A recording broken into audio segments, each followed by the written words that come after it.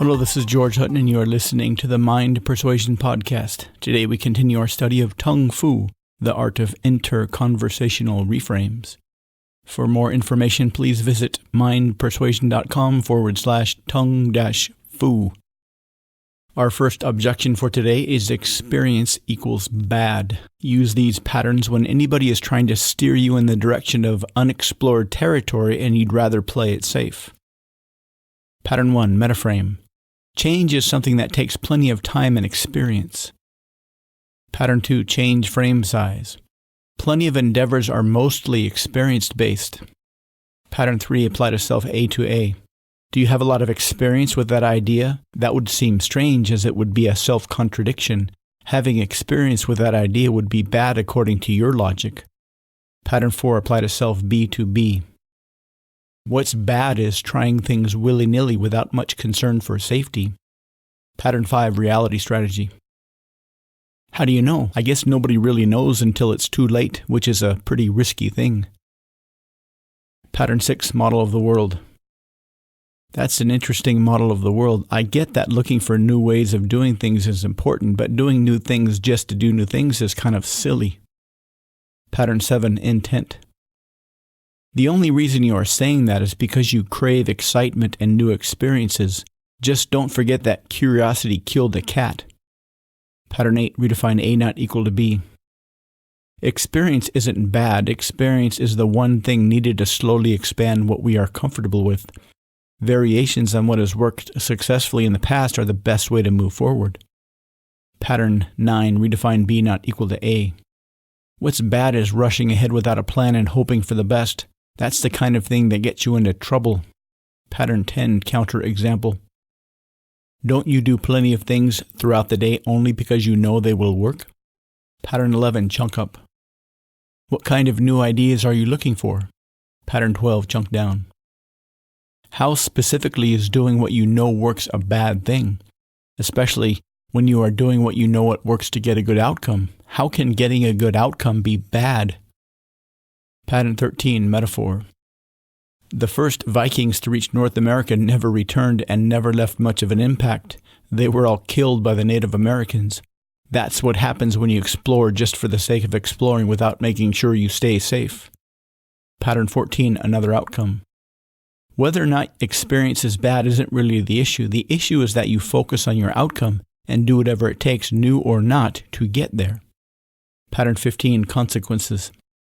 If you continue to think that experience is bad, you'll end up making some very poor decisions that you might not ever be able to recover from. Pattern 16, hierarchy of criteria. The more important thing is that you have an idea of what you want, an outcome, rather than just focusing on the experience. While it is true that the road is better than the end, you actually need a road going to an actual end. Otherwise, being on a road going to nowhere isn't very exciting, since you'll always be worried about getting lost and not excited because of your destination. Pattern 17, take it to the threshold. So every single thing you do is continuously invented? Do you make up a new language every time you speak or use a different type of currency every time you buy something? I suppose you don't have a lot of relationships since you always need to be experiencing new ones on a daily basis. Pattern 18, reverse presuppositions. How can the more you experience the familiar, the better things turn out, and the more you go off half-cocked, the more likely you'll die? Our next objection is I don't know you equals bad. Use these ideas anytime somebody is reluctant to go along with your suggestion because they don't know you. Pattern 1, metaframe. Do we ever really know anybody? Pattern 2, change frame size.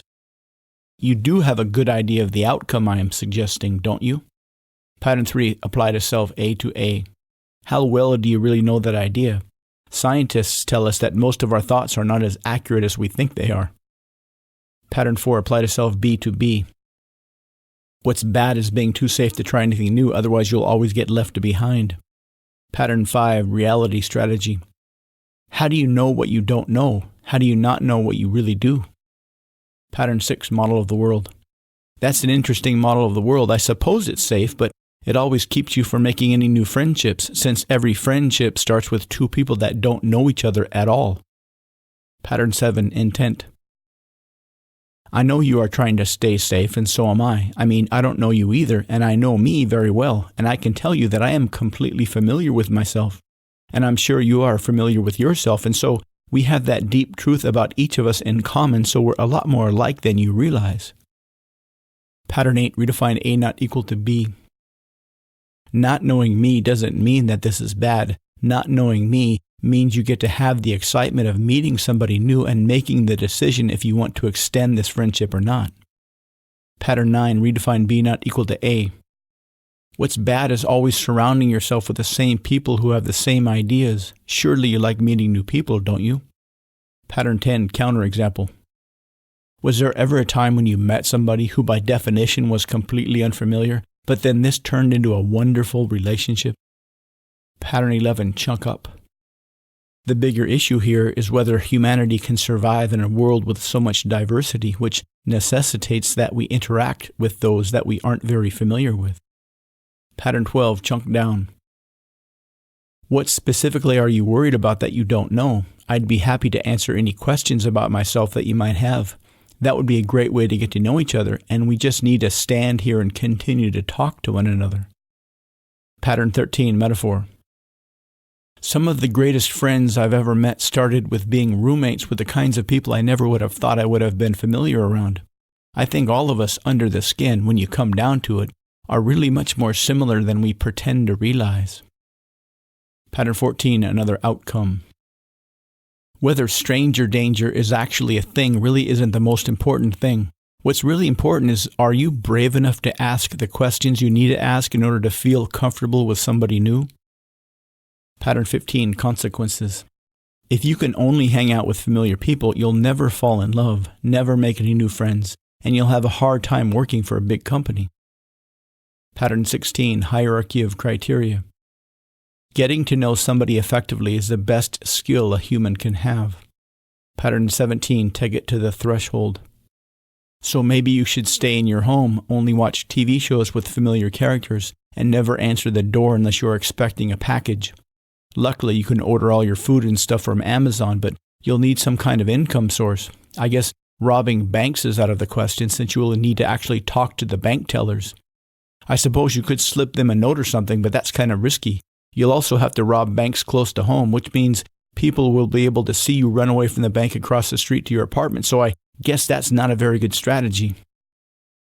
Pattern 18, reverse presuppositions. How can getting to know new people be the safest thing you ever do? I'm George Hutton. Thank you for listening to the Mind Persuasion Podcast. For more information, please visit mindpersuasion.com. I look forward to speaking with you again soon.